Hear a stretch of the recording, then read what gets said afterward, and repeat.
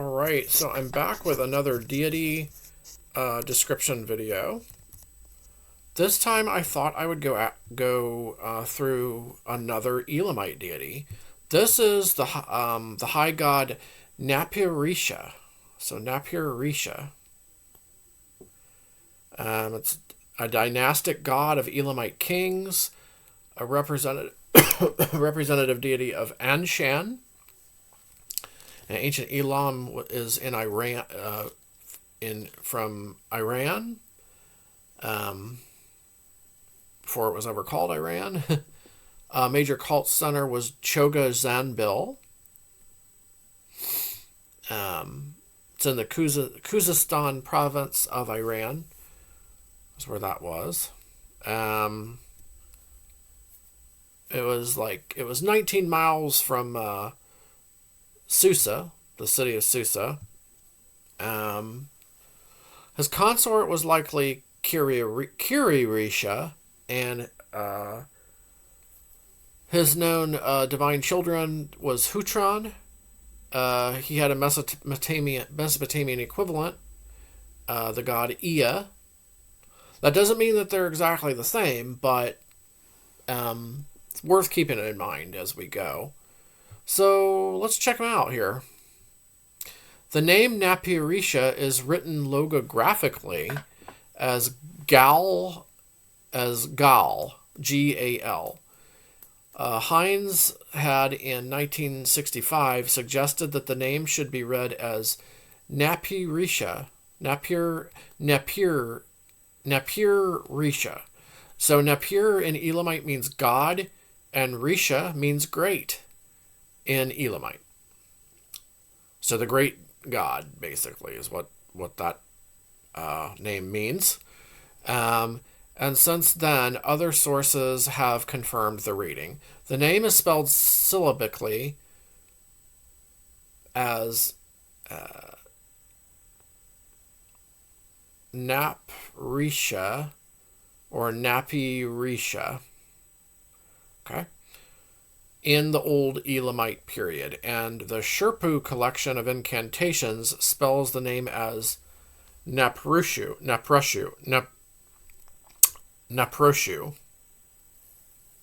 So Naproshu. Okay.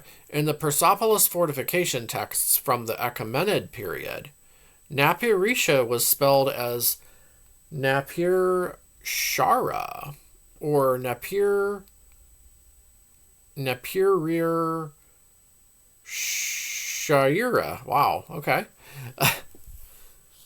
Those are later spellings, though. Following the linguistic development of Risha into Irsha, which suggests that the name Napirisha was still understood as a compound name. So let's get into the characteristics of the god. Napirisha is presumed to originate from Anshan, entering Susa as a dynastic god, especially since Kiririsha, who is generally viewed to be the consort of Napirisha, is the tutelary goddess, that means like the guardian, protective goddess, of Leon. Many scholars since then believe Napirisha and Kiririsha were Anshanite gods. It is suggested that in later periods, Napirisha represented Anshan and its main god, similar to Inshushinak in Susa. Okay. The earliest attestation of Napirisha is in a tablet likely dating to the early Sukalma dynasty, where an oath was taken in the name of the god. However, if the dating of some of the newly translated linear Elamite inscriptions are accurate, then the earliest attestation of Napirisha is during the Shemashki dynasty, during the reign of Kindatu. So Shemashki dynasty, that is...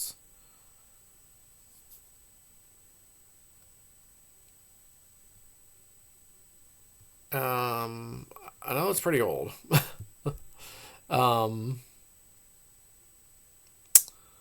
Let's see here. And the linear Elamite inscriptions are from like 2300 BC to 1850 BC.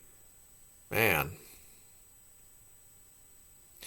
In the Sherpu Incantation series, Napirisha is identified with the Mesopotamian god Ea. Of course, Ea related to the Sumerian god Enki.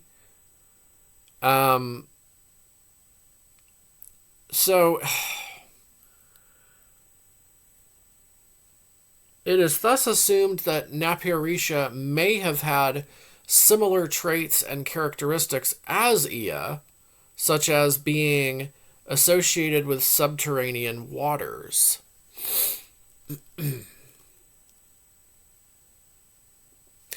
Alongside this, Napirisha is also sometimes assumed to also be an underworld god, in a similar vein to Inshushinak, Lagamal, and Kiri-Risha. In the god list, Anshar equals Anum. Napirisha is listed as a name or equivalent of Anu, of the sky god Anu. That's interesting. I didn't know. I never saw that before. Their equivalents. And possibly also as one of the other names for the sun god Shamash. Never saw that before either.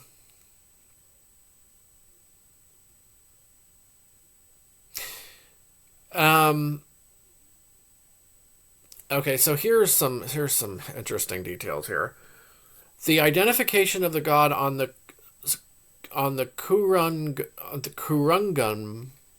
Kurungum relief, and by extension the motive of a god on a serpent throne with streaming waters, is currently still a subject of debate. Some scholars identify the god on the relief as Napirisha, while others with Inshushinak. And yeah, I've researched this extensively years ago. And even I'm still not too sure which one it is. On the surface, it looks like it should be Napirisha. But there's more to it than that. So let's go over that. Let's see here what it says. De Mirash Chedji, a scholar that I can barely pronounce his last name, unfortunately, identified the figure as Inshushinak, but recognized that the identification with Napirisha would be more convenient. Right. Potts had suggested that it was both Napirisha and Inshushinak, especially on the basis that both gods were identified with Ea. I don't ever remember Inshushinak being identified with Ea, so I'm not sure about that, but I guess we'll figure that out here eventually soon. Alvarez Mon suggests that the two gods were syncretized and shared responsibilities, and thus the relief may have depicted them as one. Okay. De Graef also suggests that both deities are depicted as one in a seal dating to the Sokalma period that depicts a god on a serpent throne with water flowing from the hand.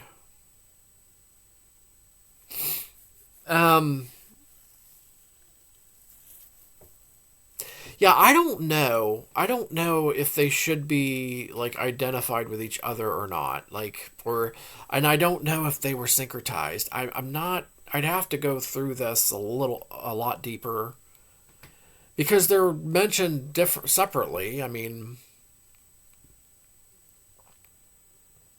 you know. And there's a lot more to it than that. Like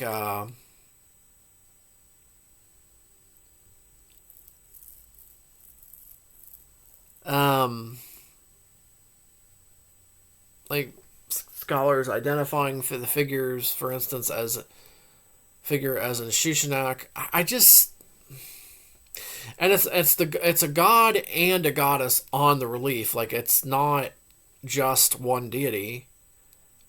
If we're I'm pretty sure the Kurungum relief is the one.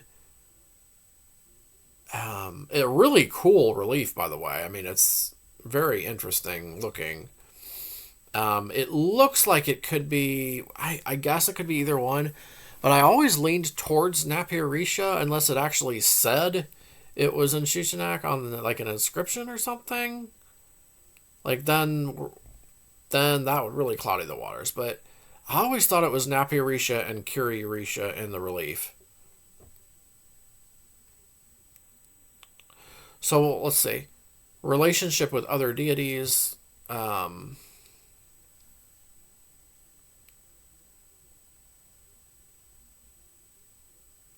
Oh, that's weird. In An equals Anum, the listed Elamite equivalent of Ea is a deity called Ibn Haza? Never even heard of that. What? Let me see here. Let's go back to.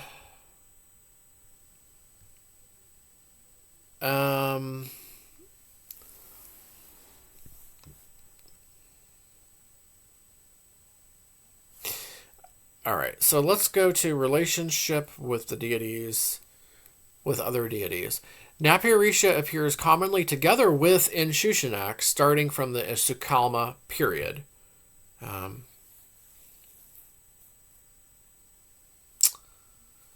So, okay. And from the Middle Elamite period, Napirisha forms a kind of divine triad with Kuririsha and in Shushanak, and is likely the main national triad. So, why would you equate the two then? Like, why would they be syncretized? Like, I just don't see why they would be syncretized. But I guess there's evidence for that too. I'm just trying to figure that out exactly. Napirisha and Kuririsha are presented to be a couple, and an inscription from Silak in Shushanak lists Hutran as their son. They are generally viewed as the divine couple of Anshan. One of the suggestions of the identity of the deities depicted in the Kurungum relief was that of Napirisha and Kuririsha, as the relief depicts one god and one goddess. That's who I thought it was in the Kurungum relief. I should do a deep dive on that and see just again and see what we can find out.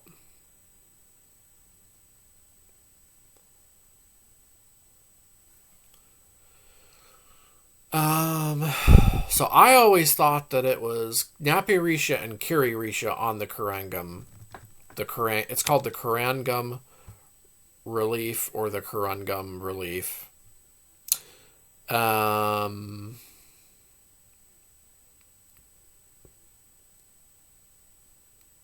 Okay.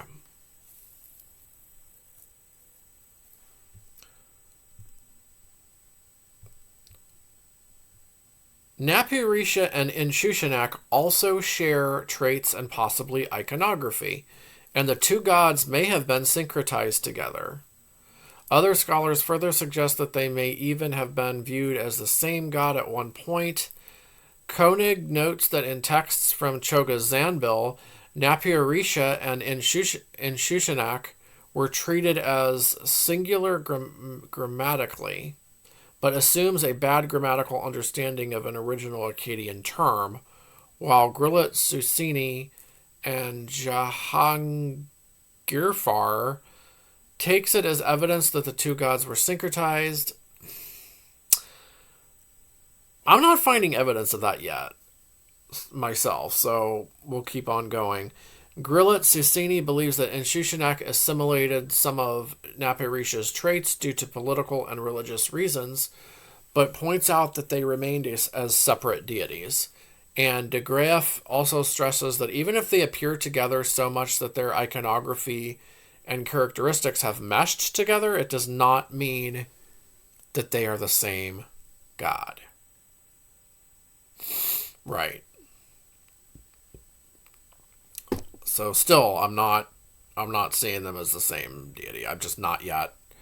An old theory pioneered by Hines was that Napirisha was a taboo name for the god Humban, and that it was an epithet for Humban. However, Demirosheji had shown that Napirisha and Humban were separate and distinct deities. Yeah, a lot of people a lot of times seem to think that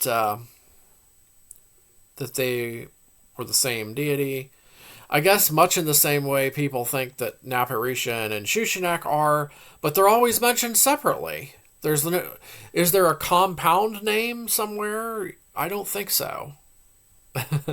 Not that I've ever found. I've always found them separate.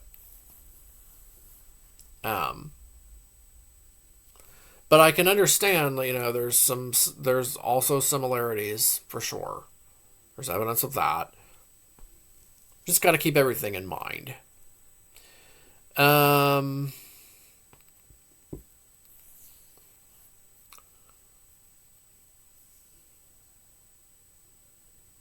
However, let's see, had shown that Napirisha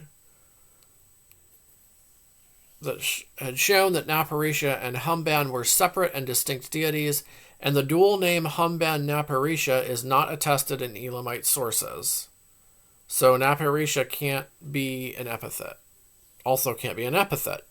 The view that Napirisha and Humban are separate gods is currently the more accepted one. Okay. But was there ever a compound Napirisha in Shushanak name either? I never saw anything. I mean, it says here, text from Choga Zanbil, Napirisha and in Shushanak were treated as singular grammatically.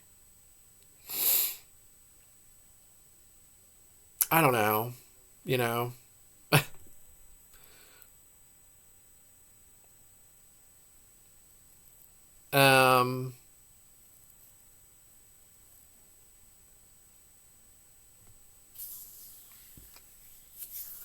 I think they're separate deities.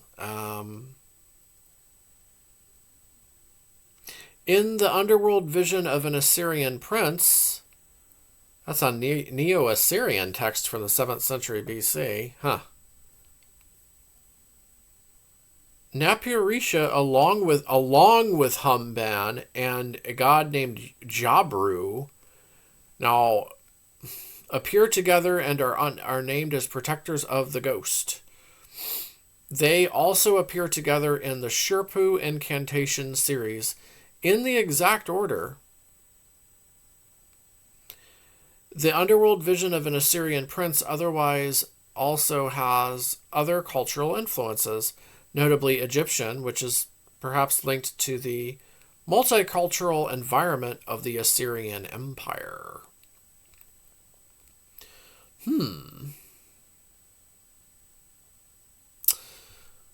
And we're almost done here. We'll go over some more Elamite deities after I get done with Napirisha.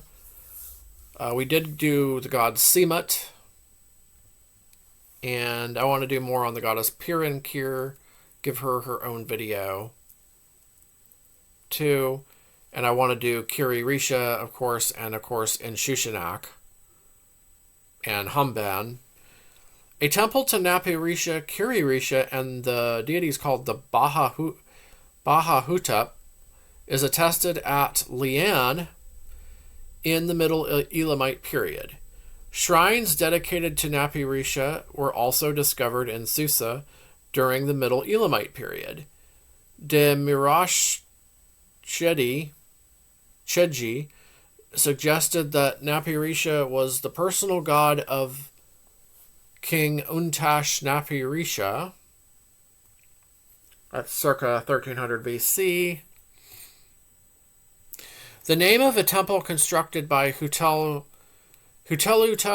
in Shushanak of Anshan and dedicated to Napirisha, Kiririsha in Shushanak, see they're separate here, in Shushanak, and Seemut was translated as the Temple of Alliance by M. Lambert, which Napirisha interpreted as representing the union of the regions of Elam, that being Susa, Anshan, and Semat as Elam.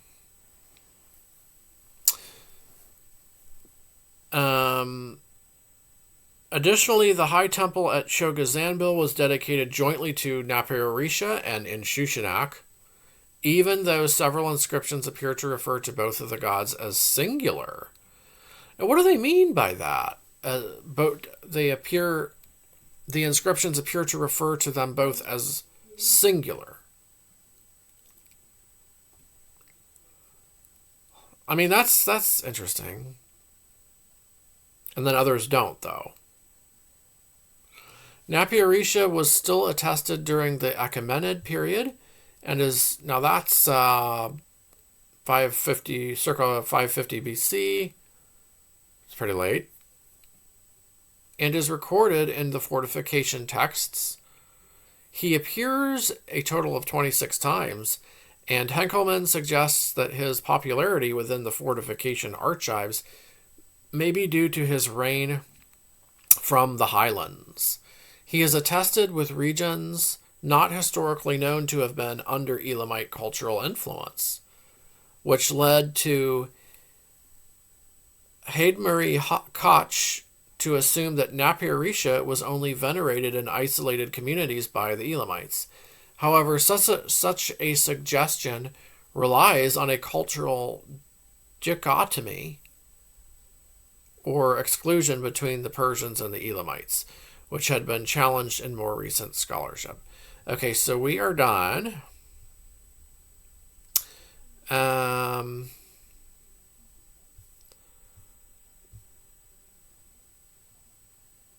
But a very interesting deity, one of the great gods of one of the great deities of the Elamites, who lived, to the east of Mesopotamia.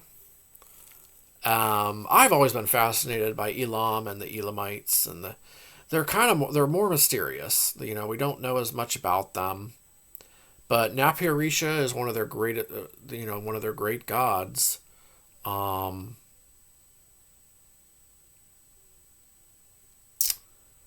And just looking this over one last time, but all right. So we'll end it there. As always, let me know what you think. Let me know your thoughts and comments about the god Napirisha below. Is there anything that I left out that's you deem important? Anything that you would like to add? Definitely feel free to do so below.